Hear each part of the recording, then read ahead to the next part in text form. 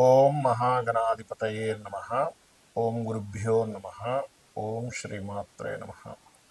పరమేశ్వర స్వరూపమైనటువంటి జ్యోతిష, వాస్తు మరియు ఇతర అనేకమైనటువంటి శాస్త్రములను మనకు అందించినటువంటి మహర్షులకి నమస్కారం. హయగ్రీవ హయగ్రీవ హయగ్రీవేతి యోవధేత్ తస్య నిస్సరతేవాణి జన్మకన్యా ప్రవాహవత్ అరుణాం కరుణాతరంగితాక్షీం ధృతపాశాంకుశపుష్పబాణచాపాం అనిమాదిభిరావృతాం మయూకైః అహమిత్యేవ విభావయే భవానీం. శ్రీమాత్రే నమః. ప్రేక్షకులకి లలితాంబిక అమ్మవారి యొక్క అనుగ్రహం పరిపూర్ణంగా కలగాలని మనస్ఫూర్తిగా కోరుకుంటూ, నన్ను చాలామంది అడుగుతున్నటువంటి ప్రశ్న ఏమిటంటే, ఏమండి కనీసం ఈ విశ్వవసు నామ సంవత్సరంలో అయినా సరే మేము ఫైనాన్షియల్గా ఎదగాలంటే ఒక్క టెక్నిక్ చెప్పండి కనీసం మా లగ్నం లేదా మా రాశి వారికి, ఎందుకంటే అన్నిటికీ కూడా ధనం మూలం ఇదం జగత్ కాబట్టి అని అంటూ ఉన్నారు. అయితే నేను ఇందులో ఆదాయం ఒక్కటే కాదు, అంటే మనకి ఆరోగ్యము, రుణరోగ శత్రు బాధలు కూడా తగ్గడానికి ఏమిటి, అదేవిధంగా ఫైనాన్షియల్గా పెరగడానికి ఏమిటి అనే విషయాలు నేను మీకు చెప్తాను. అయితే ఈ విషయాలు చెప్తుంది నేనైనప్పటికీ కూడా చెప్పిస్తుంది సాక్షాత్ లలిత అమ్మవారిగా భావిస్తూ ఒక్కొక్క లగ్నం గురించి తెలుసుకుందాం. వృశ్చిక లగ్నము, వృశ్చిక రాశి. వృశ్చికం వారికి ఉండేటువంటి గొప్ప శక్తి ఏమిటంటే సెల్ఫ్ కాంపిటీషన్ ఎక్కువగా ఉంటుంది. 1/6 లార్డ్స్ కాబట్టి నేను ఎలాగైనా గెలవాలి, మరి వాళ్ళకి ఇస్తే నాకెందుకు ఇవ్వరు, మనం వాళ్ళు సమానమే కదా, ఈ ఈ సమానత్వం అనేటువంటిది ఎక్కువగా ఉంటుంది. వృశ్చిక లగ్నం వారికి పట్టుదల ఎక్కువగా ఉంటుంది. సర్వసాధారణంగా వృశ్చిక లగ్నం వారికి ఉండే మరొక గొప్ప శక్తి ఏంటంటే వాళ్ళు ఎంత పని చేసినా అసలు అలసిపోరండి. అదొక గొప్ప విషయం వృశ్చికం వారికి. అయితే ఇక్కడ గమనించినట్లయితే వృశ్చికం వారు ప్రత్యేకంగా ఫైనాన్షియల్ గ్రోత్ పెరగాలంటే ఏమిటి చూసుకున్నట్లయితే, మొట్టమొదటిగా విశ్వవసు నామ సంవత్సరం మొదటి 3 నెలలు కొంచెం లాంగ్ జర్నీ చేసేటప్పుడు ముఖ్యంగా జాగ్రత్తగా ఉండాలి. ఇక మీకు ధనాధిపతి గురువు అవుతాడు కాబట్టి చాలామంది ఏమనుకుంటారంటే ఆడిటర్స్ అవుతారు. అవ్వరని కాదు. ఆడిటింగ్కి గురువే కారకుడు, గైడింగ్కి గురువే కారకుడు, కమ్యూనికేషన్స్కి అది మన కన్సల్టెన్సీకి గురువే కారకుడు, కమ్యూనికేషన్స్కి బుధుడు మళ్ళీ, కాబట్టి కన్సల్టెన్సీకి గురువే కారకుడు, అదేవిధంగా టీచింగు, ట్రైనింగు, ఇవన్నిటికీ గురువే కారకుడు. మరి వీళ్ళు ఇదే అవుతారా అంటే ఎప్పుడు కూడా ఇది 90% అయితే 10% మారిపోతుంది. ఎందుకు అంటే ఆ గురువు వెళ్ళి శనితో కలిసాడు, టీచింగ్ లైన్స్ అయిపోతుంది. ఆ గురువు వెళ్ళి బుధుడితో కలిశాడు లేదా బుధరాశులతో ఉన్నాడు, అప్పుడేమవుతుంది, కన్సల్టెన్సీ అయిపోతుంది. ఆ గురువు వెళ్ళి రవితో కలిశాడు, గవర్నమెంట్ రిలేటెడ్ అవ్వచ్చు, మెడికల్ రిలేటెడ్ అవ్వచ్చు, అలా మారిపోతూ ఉంటుంది. కాబట్టి పిఏసి ప్లేస్మెంట్ ఆస్పెక్ట్ కంజంక్షన్స్ని బట్టి మీకు ధనయోగం అనేటువంటిది ఉంటుంది. రెండవది, ఒక్కొక్కసారి ఆ గురువు నీచంలో ఉండడము లేకపోతే గురువు బలహీనంగా ఉండడము జరుగుతూ ఉంటుంది. అలాంటప్పుడు ఏమవుతుందంటే వాళ్ళు ఎంత ప్రయత్నం చేసినా ధన సంబంధంగా ఇబ్బంది వస్తుంది. అలాంటప్పుడు వృశ్చిక లగ్నం వారికి ఒక్కొక్క లగ్నానికి ఒక మంత్రం చెప్పబడింది.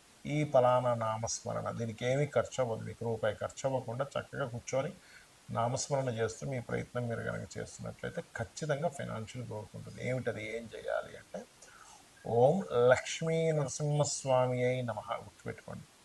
ఓం లక్ష్మీ నరసింహస్వామి అయి నమ మరియు ఓం సూర్యాయ నమ. ఈ 2 నామములు అద్భుతంగా మీకు ధనయోగాన్ని పెంచుతాయి వృశ్చిక లగ్నం వారికి. అలాగే మరి ఒక మంత్రము మీకు యోగాన్ని ఇస్తున్నప్పుడు ఒక దానము మీకు అవయోగాన్ని తీసేస్తుంది, గుర్తుపెట్టుకోండి.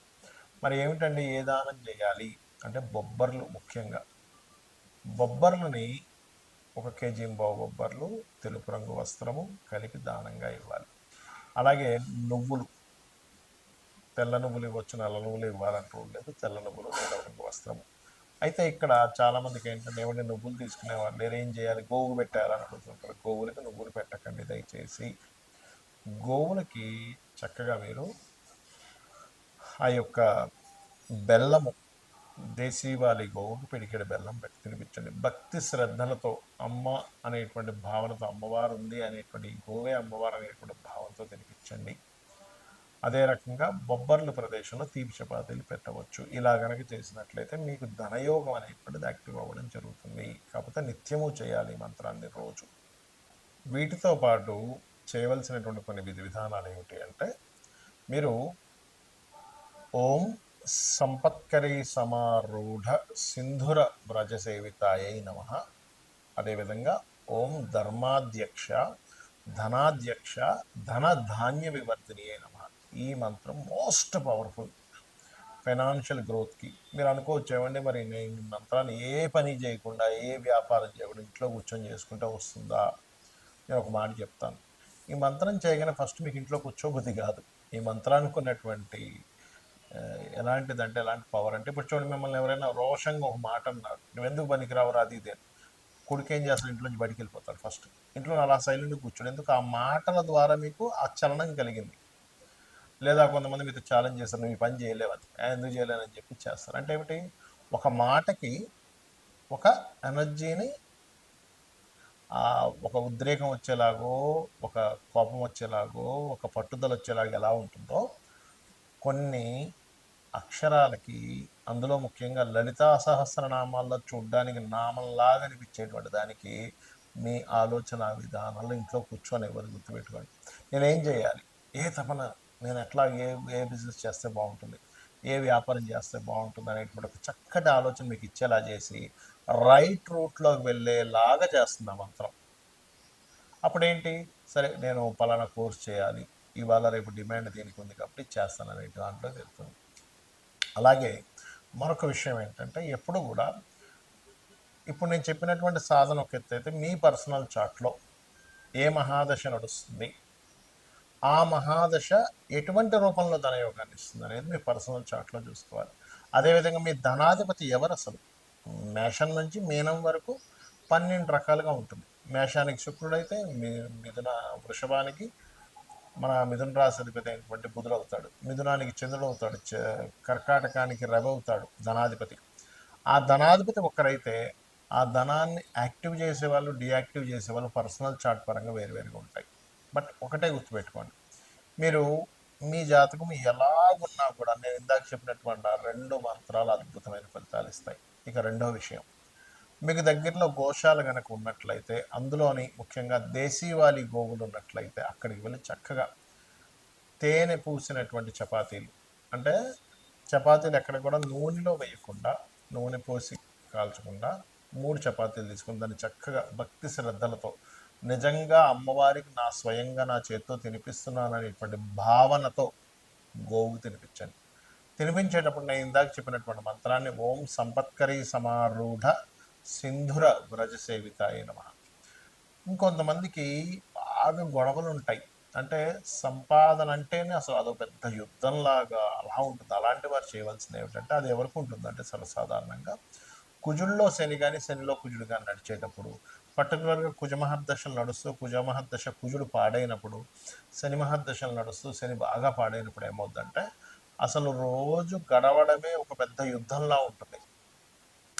అమ్మో ఎలాగండి అసలు, ఈ బాబా ఈ మంత్ రెంట్ ఎట్లా కట్టాలి, ఈ మంత్ ఈఎంఐ ఎలా కట్టాలి, ఈ మంత్ పిల్లలకి ఫీజులు ఎలా కట్టాలి, ఈ మంత్ అసలు రేషన్ తెచ్చుకోవడం ఎలాగనేటువంటి ఒక భయంకరమైన సిచ్యువేషన్స్లో కొంతమంది ఉంటారు. అలాంటి వారికి అద్భుతమైన మంత్రం ఏమిటి అంటే, ఓం నవవిద్రుమ బింబశ్రీ న్యక్కారి రతనచ్చదాయై నమ. ఇది అద్భుతంగా పనిచేస్తుంది, కానీ నమ్మకంగా చేయాలి. చాలామంది అంటుంటారు, ఏమంటే నమ్మకంగా చేయాలి, నమ్మకంగా చేయాలి. ఎందుకు నమ్మకంగా చేయాలి అంటే, దానికి కూడా నేను మీకు చెప్తాను ఇప్పుడు సమాధానం. ఏమిటంటే, దేవతకు ఉన్నటువంటి లక్షణం ఏమిటంటే, మనం నమ్మినప్పుడు, అరే నన్ను నమ్మాడు కాబట్టి నేను ఇది చేయాలనేటువంటి ఒక ధర్మం ఉంటుంది దేవతకి. కాబట్టి నమ్మినందుకు నమ్మిన వారిని చేసేటువంటి ధర్మం దేవతకు ఉంటుంది. మనుషులు ఉండకపోవచ్చు, మనం నమ్మిన వారు నన్ను నమ్మితే ఏంటి, నమ్మకపోతే ఏంటి అనేటువంటి లక్షణాలు కొంతమందికి ఉండొచ్చు. అందరూ అలా ఉంటారని అనట్లేదు. ధర్మంగా ఉండేవారు చూడండి, అయ్యో నన్ను నమ్మారండి, నేను ఈ పని చేయాలంటుంటాం. మరి దేవతకి ఎలా ఉంటుంది, నమ్మి మనం చేసినందుకు. కాబట్టి నమ్మి మనం చేస్తే ఆ ఫలితం వేరుగా ఉంటుంది. ఇంకోటి ఏమిటంటే, దేవతను ఎప్పుడు కూడా ఒక తల్లిగానో తండ్రిగానో భావనతో చేసినప్పుడు ఏమవుతుందంటే, తల్లికి తండ్రికి ఉన్నటువంటి గొప్ప లక్షణం ఏంటంటే, వాళ్ళు మనకేదో చేస్తారు కాబట్టి చేయరు. అందులో ముఖ్యంగా తల్లి ఏంటంటే, నేను చెయ్యాలి, నా కొడుకు కాబట్టి నేను చేయాలనే భావనతో చేస్తుంది. కాబట్టి దేవతకి ఉన్నటువంటి లక్షణమే అది. తల్లిగా మీరు భావించేటప్పుడు, తండ్రిగా మీరు భావించేటప్పుడు చూడండి, జగత పితరౌ వందే పార్వతీ పరమేశ్వరం అంటాం. ఇప్పుడు దేవతని ఒక అమ్మవారు, లలిత అమ్మవారే ఉంది. మా జగన్మాత నువ్వే నా తల్లివి అనేటువంటి తల్లి భావనతో ఎలా అయితే చేస్తామో, తల్లికి పొద్దున్నే లేగానే అమ్మ ఏమైంది నీకు, నీకు ఎలా ఉంది, నీవు మరి ట్యాబ్లెట్ వేసుకున్నావా, తిన్నావా, లేకపోతే ఈ ఈ కొని తీసుకురానా అని అడుగుతూ ఉంటాం. అలాగే ఒక దేవత దగ్గర ఉన్నప్పుడు మీరు నిజంగా తల్లే ఉంది అక్కడ అనేటువంటి భావనతో మీరు ఎప్పుడైతే చేస్తారో, సొంత పుత్రుడికి తల్లి చూడండి ఎంత చేసి పెడుతుంది. పొద్దున్నే లేచిపోతుంది, వాడి కోసం టిఫిన్ బాక్స్ అంటుంది, లేకపోతే వాడికి ఏదైనా అయితే కంగారు పడిపోతుంది, వాడు ఆలస్యంగా ఇంటికి వస్తే అయ్యో ఇంకా రాలేదేమిటని ఒకటే కంగారు పడిపోతుంది తల్లి. అంటే ఏమిటి, ఆ మాతృభావంతో మీరు ఎప్పుడైతే అమ్మవారిని చూశారో, తండ్రి భావంతో ఎప్పుడైతే ఆ యొక్క పరమేశ్వరును విష్ణువును మీరు ఆరాధించేటువంటి మహాగణపతులు ఎవరైతే చూశారో, ఖచ్చితంగా 100% మీకు ఆ దేవత తల్లిగాను, ఆ పరమేశ్వరుడు తండ్రిగాను మిమ్మల్ని కంటికి రెప్పలా కాపాడుకుంటారు. ఇందులో చాలామందికి ఏమనిపిస్తుందంటే, అయ్యో ఏమిటండి రోజు పూజలు చేస్తున్నాము, కానీ మాకు ఇలా చిన్న ఈ సంఘటన జరిగింది, ఆ సంఘటన జరిగింది అంటూ ఉంటారు. ఇక్కడ ఏంటంటే పెద్ద సంఘటన జరగాల్సింది అక్కడికి ఆగిపోయింది. ఇంకొంతమంది అయ్యో ఆయన ఎన్నో పూజలు చేసేవారు, అసలు పుసుక్కున 50 ఏళ్ళకే చనిపోయారు అంటుంటారు. అంటే ఏమిటి, ఇంక ఈ లోకంతో నీకు సంబంధం లేదు, నా లోకాలకు వచ్చాయని తీసుకెళ్ళిపోతాడు. అది మనకు తెలియదు, మనకు ఉండేటువంటి బుద్ధికి మన అజ్ఞానానికి అర్థం కాదు. అది అర్థం కాక అయ్యో పూజలు చేయని వాళ్ళేమో ఓ 80 సంవత్సరాలు బతికారు, చేసే వ్యక్తి ఏమో 60 సంవత్సరాలు బతికారు అని ఏవేవో పిచ్చి లెక్కలు వేసుకుని ఉంటాం. మనకు తెలియదు ఆ ఒక జీవుడు జన్మించాడంటే ఆ యొక్క జీవుడు ఆ పర్టికులర్ కర్మ అనుభవించడానికి ఆ పర్టికులర్ పని కోసం భూమి మీదకి వస్తాడు. అది అయిపోగానే ఆ జీవుడు ఇంకో లోకాలకో ఇంకో దేహంలోకి వెళ్ళిపోతారు. అది సంబంధం లేదు. కాబట్టి ఇటువంటి విషయాలు మీరు శాస్త్ర సంబంధంగా చాలా విషయాలు చర్చించగా తెలుస్తూ ఉంటాయి. కాబట్టి మీకు ధనయోగం పరిపూర్ణంగా ఈ విశ్వవసు నామ సంవత్సరంలో కలగాలని మనస్ఫూర్తిగా కోరుకుంటూ శ్రీమాత్రేయ నమః.